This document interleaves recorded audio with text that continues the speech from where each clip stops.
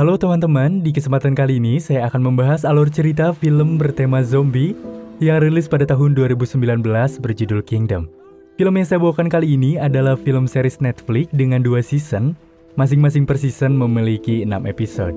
Yang mana di video kemarin saya sudah membahas season 1 secara tuntas, maka dari itu saya akan melanjutkan season 2 yang segera akan dimulai di episode 1 dan 2 yang pastinya akan sangat seru untuk kita tonton.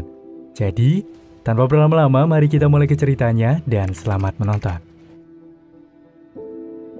Cerita berlanjut 3 tahun sebelum terjadinya wabah mengerikan ini, di mana pada saat itu dinasti Joseon tengah menghadapi peperangan yang begitu buruk melawan Jepang. Tak hayal, mereka yang terkepung membuat Tuan Chow memutar otak setelah mengetahui adanya ramuan khusus yang bisa membuat mayat-mayat hidup kembali melalui sang tabib bernama Lee. Lalu, di area Sangju, para pasukan putra mahkota yang kepanikan ketika menghadapi getaran hebat di atas air, mulai mendapati pasukan zombie datang begitu banyak di bawah kabut. Hal itu membuat mereka mempertanyakan akan kehadiran zombie karena bisa hidup di siang hari. Sontak melihat hal itu pun, putra mahkota memerintahkan pasukannya untuk siap bertempur melawan para pasukan zombie itu. Kayu-kayu bara api yang terlanjur dibasahi tidak kunjung bisa dinyalakan untuk menghalau para zombie. Beberapa usaha putra mahkota diarahkan untuk bisa menghentikan ribuan zombie yang kini mendatangi barak perlindungan. Masing-masing jebakan dan halangan-halangan kayu yang mereka buat pun tak bisa menahan laju berlari para zombie yang tampaknya terus berdatangan tanpa berhenti. Para zombie yang mulai menghampiri gerbang pertahanan, beberapa di antaranya terkena jebakan. Tak hayal karena sungai Byongseong dipenuhi zombie, Tuan Ah Yun menyuruh pasukannya untuk mempersiapkan meriam karena jebakan mereka terlalu sedikit untuk bisa menghadang pasukan zombie.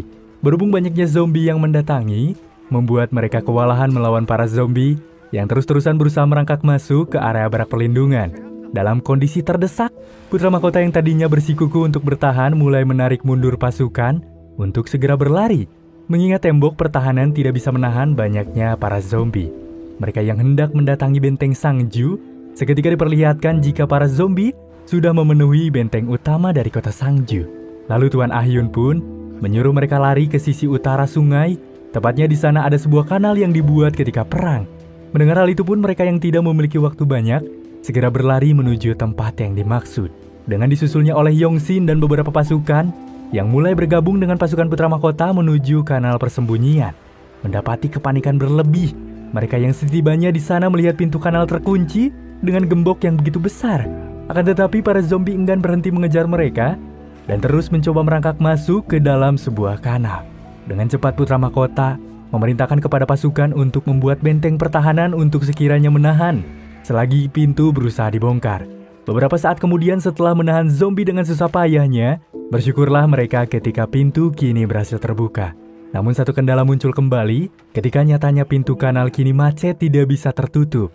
Dengan cepat dan cekatan, demi menghindari ketidakinginan yang lebih besar, sang pasukan Tuan Ah Yun memutuskan mengorbankan dirinya untuk menjadi penahan. Alih-alih sang pasukan telah tergigit di bagian lengan dan mungkin tidak bisa bertahan lama. Seketika pasukan yang mulai mengikatkan sebuah rantai dengan iringan zombie yang mulai mengejar, membuat dirinya begitu patriot karena telah mengorbankan dirinya untuk kepentingan masyarakat. Oleh karena itu, para pasukan termasuk Tuan Ah Yun beserta Yi Chang berhasil terbebas setelah masuk ke dalam benteng Sangju. Meski pada dasarnya para pasukan mempertanyakan kepada putra mahkota kenapa para zombie hidup di siang hari, namun Yi Chang enggan berkomentar karena dirinya pun tidak memahami hal ini. Sementara itu di lembah beku, Xiaobi dan Hakim Pal yang begitu keheranan ketika melihat zombie bangkit menunggu mereka di seberang sungai, mulai mendapatkan suatu pencerahan jika pada dasarnya Xiaobi mulai paham bahwa para zombie tidak takut dengan sinar matahari melainkan dengan suhu tinggi. Berhubung saat ini di sana sedang musim dingin, jadi meski matahari kini tampak terlihat terbit, akan tetapi tetap saja udara akan sangat dingin. Hal yang jadi keanehan jika Xiaobi melihat para zombie sepertinya takut dengan air, hingga mereka memiliki kesempatan untuk pergi dengan menyusuri sungai untuk menuju Mungyong Sajai, tepat di mana sebuah desa bersemayang tidak jauh dari keberadaan mereka. Sementara itu di kediaman Paduka Ratu yang tampak kejam dan licik, ia tengah mendatangi dukun untuk mengetahui kabar kelahiran bayi laki-laki sebagai calon putra mahkota, dengan alih menculik dari para perempuan hamil yang telah ia kumpulkan di kediaman pribadinya, karena sang ratu tidak benar-benar hamil. Lalu kini memperlihatkan ketua divisi komandan kerajaan yang sedang melapor kepada menteri bahwasanya ia menemukan mayat-mayat wanita yang baru saja melahirkan. Beberapa dari mereka memiliki rekam jejak dibunuh dengan bayi perempuannya, yang dimana mereka menemukan para mayat ini di desa Nausanjai, di mana di sana nyatanya tempat kediaman pribadi dari Paduka Ratu.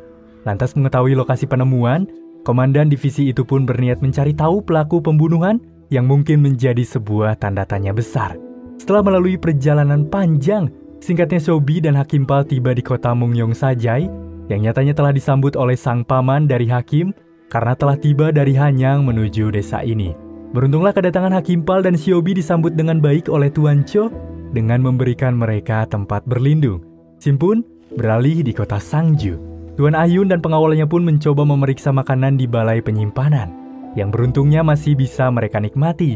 Lalu terjadilah sebuah perbincangan antara sang pengawal dan Tuan Ayun jika wabah ini tidak seperti yang terjadi 3 tahun yang lalu. Saat itu mereka hanya haus daging manusia, dan apabila menggigit manusia pun mereka tidak akan tertular, tidak seperti saat ini. Sialnya, ternyata pembicaraan mereka didengar oleh Moyong yang langsung melapor kepada Putra Mahkota dengan dalih jika Yi Chang harus segera pergi dari sini. Namun karena penjelasan yang tidak mendasar, sang putra malah balik mencurigai Moyong jika dirinya lah yang nyatanya sudah memberitahukan keberadaan inti di mana mereka kepada Tuan Cho. Lalu kemudian, di tengah perbincangan terdengarlah suara bising dari orang-orang berteriak, yang mana itu berasal dari gudang penyimpanan makanan yang kini telah terbakar hebat. Melihat hal itu pun ketika pasukan tampak marah kepada penjaga gudang karena telah lalai jika itu adalah stok makanan terakhir kita. Namun tiba-tiba datanglah salah seorang warga yang mengaku jika ia tidak sengaja membakar gudang ketika obor yang ia pakai terjatuh saat hendak mengambil makanan karena anaknya begitu kelaparan. Lantas setelah mendengar hal itu pun mereka tidak bisa berbuat banyak karena faktor kemanusiaan dan juga rasa iba. Kemudian Putra Mahkota yang berputar otak mulai berdiskusi untuk merencanakan kepergiannya ke Mungyong Sajai untuk menyelamatkan warga yang masih tersisa di Sangju dan membunuh Tuan Cho. Karena sang putra menjelaskan jika semua faktor kerusuhan ini ada pada kesalahan sang dewa negara yang haus akan kekuasaan. Oleh karena itu, Putra Mahkota meminta anggota terbaik yang Tuan Ayun punya untuk bisa ikut bersamanya. Tibalah di mana rencana mereka akan segera dilaksanakan. Beberapa orang di sana mulai mengalihkan perhatian para zombie agar Putra Mahkota dan beberapa pasukannya bisa pergi melalui kanal. Sebelumnya Putra Mahkota menjelaskan tentang apa saja yang akan mereka lalui agar bisa terhindar dari para zombie, mengingat zombie takut air dan mereka harus menyusuri bagian sungai. Hal ini benar-benar Yi Chang jalani untuk bisa merebut kembali masa kediktatoran Tuan Cho dengan membunuhnya dan memberikan kebebasan kepada warga agar tidak lagi merasakan kelaparan. Setelah melakukan perjalanan yang begitu panjang, mereka yang kini tiba di Mungyong Sajai dengan cepat langsung mengendap-gendap dan berhati-hati. Lalu Putra Mahkota Yi Chang berhasil masuk dan dapat menyelinap ke tempat Paduka Raja. Yi Chang yang bingung ketika mendapati kursi raja kosong tiba-tiba dikagetkan dengan kedatangan zombie Paduka Raja yang tiba-tiba muncul karena sedari awal zombie raja itu dibawa oleh Tuan Cho Hakjo untuk menjebak Putra Mahkota. Maka dari itu dengan terpaksanya Putra Mahkota Yi Chang menghadapi mayat ayahnya yang sudah menjadi zombie demi menyelamatkan nyawanya dari ketidakinginan. Di luar ruangan sang raja, Tuan Ayun yang hendak menyusul Yi Chang langsung disergap dan dikepung oleh pasukan divisi kelima yang telah menunggu mereka. Tuan Ayun langsung mengatakan di depan semua orang bahwa sebenarnya Paduka Raja sudah wafat karena keserakahan akan kekuasaan Tuan Cho Hakjo, membangkitkan Paduka Raja dan membuatnya menjadi monster yang haus akan daging manusia. Ia juga mengatakan bahwa Paduka Raja telah wafat, maka menurut hukum negara, penggantinya adalah Putra Mahkota. Kemudian, Tuan Ayun pun mencoba menuju ruangan di mana Putra Mahkota dikurung. Lantas Tuan Cho pun menyuruh pasukannya untuk menembak Tuan Ayun, yang kini tampak terlihat jika tubuh Tuan Ayun dihujani hujan peluru. Meski mendapatkan luka yang cukup serius, Tuan Ayun yang gigih berhasil membuka pintu. Hingga yang terjadi tampaklah Paduka Raja yang terdiam nyatanya telah dipenggal habis oleh Yi Chang. Yi Chang yang terpukul lantas dihampiri oleh Tuan Ayun dan sesaat sebelum kematiannya, Tuan Ayun membisikkan sesuatu kepada Yi Chang sebelum akhirnya wafat di pangkuan Yi Chang. Lalu setelah itu muncullah kembali kelicikan Tuan Cho Hakjo dalam mengambil kesempatan. Terlihat jelas jika ia selama ini merencanakan untuk terus meyakinkan pasukannya bahwa Putra Mahkota Yi Chang adalah seorang pengkhianat. Ia pun sambil berpura-pura menangis dan menenteng kepala Paduka Raja untuk meyakinkan para pengikutnya dalam menangkap Putra Mahkota dan juga pengikutnya. Kemudian scene beralih di kota Hanyang. Divisi Komandan Kerajaan hendak menyelidiki rumah pribadi milik Paduka Ratu karena mereka menemukan jejak darah dari ditemukannya mayat wanita sepanjang jalan dekat sungai hingga Nosanjai. Seorang pelayan yang menguping pembicaraan di komandan lantas mencoba melapor kepada sang ratu bahwa divisi komandan akan menyelidiki Nosanjai. Lalu kini divisi komandan pun tiba dan langsung memasuki Nosanjai untuk menyelidiki rumah pribadi milik sang ratu. Namun tiba-tiba pelayan di sana berusaha menghalangi mereka. Ketua divisi yang melihat itu pun lantas tidak memperdulikannya. Beberapa pasukan komandan mulai memberikan asumsi jika pergerakan tanah di sekitar sini begitu aneh. Nyatanya mereka berpikir bahwa tanah di sekitar sini baru saja digali. Lalu, komandan pun sedikit teringat rombongan pasukan yang berpapasan dengan sang komandan. Hingga kini komandan menaruh curiga berlebih kepada rombongan tersebut. Mereka pun bermaksud mengejar rombongan itu dan menangkap semua orang dari Nosanjai. Setelah mendapatkan kepastian, sang komandan lalu melaporkan kepada Perdana Menteri bahwa mereka menemukan 7 mayat wanita hamil dan mayat bayi perempuan. Mereka pun merasa aneh karena bayi perempuan dibunuh, sementara bayi laki-laki tidak, yang sepertinya pelaku itu menginginkan kehadiran bayi laki-laki. Lalu di tengah perbincangan, tiba-tiba mereka mendengar suara trompet keras, pertanda sang raja telah wafat. Kabar tersebut dengan cepat menyebar kepada para petinggi ketika membaca surat tentang kematian sang raja adalah faktor dibunuh oleh anaknya sendiri. Disinilah perpecahan dan adu domba diperlihatkan oleh Tuan Cho demi bisa mewarisi tahta kerajaan. Dan kini, semua petinggi terlihat menangis akan kepergian sang raja yang begitu mereka dambakan. Keesokan harinya, putra mahkota yang ditahan oleh para prajurit ditemui oleh Xiaobi yang kebetulan diminta oleh Tuan Cho untuk mengobati sang pengkhianat.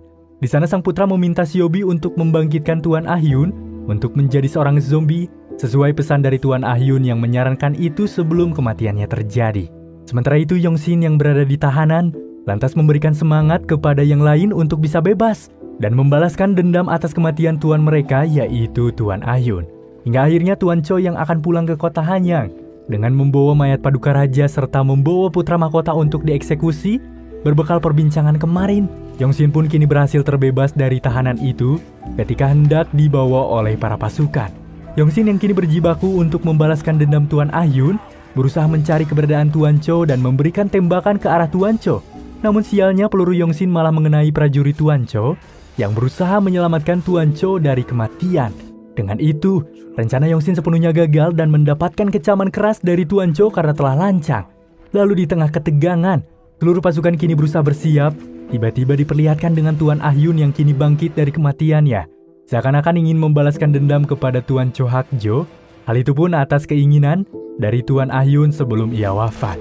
Dan ternyata alasan Yongsin tidak tepat menembak Tuan Cho Hakjo adalah unsur kesengajaan, karena ia dengan sengaja memberikan cipratan darah prajurit itu mengenai wajah Tuan Cho Hakjo. Lalu zombie Tuan Ahyun yang mencium darah segar terlihat menghadang beberapa tembakan yang mengarah kepada dirinya yang begitu kuat dan berhasil menggigit pipi dari Tuan Cho Hakjo. Hingga film Kingdom Season 2 episode 1 dan 2 pun ini selesai. Film Kingdom Season 2 dengan awal episode pembuka menjadikan bahan penarik kembali bagi film ini, yang mana di setiap episodenya cukup sayang untuk kita lewatkan. Memang semakin berlarut, setiap permasalahan di film ini akan semakin terasa kentalnya. Hal itu menjadikan kita sebagai penonton sedikitnya ikut berpikir tentang alur yang begitu rumit jika dilihat-lihat. Begitulah alur cerita film Kingdom Season 2, episode pembuka yang saya bawakan. Semoga tayangan tadi mampu menghibur kalian. Mohon maaf jika ada salah kata dari pembahasan yang saya bawakan, sebab masing-masing penonton punya cara tersendiri dalam hal menyimak apa yang sudah disampaikan. Terima kasih sudah menonton. Dan sampai jumpa di 2 video lanjutan di season kedua. Wassalamualaikum warahmatullahi wabarakatuh.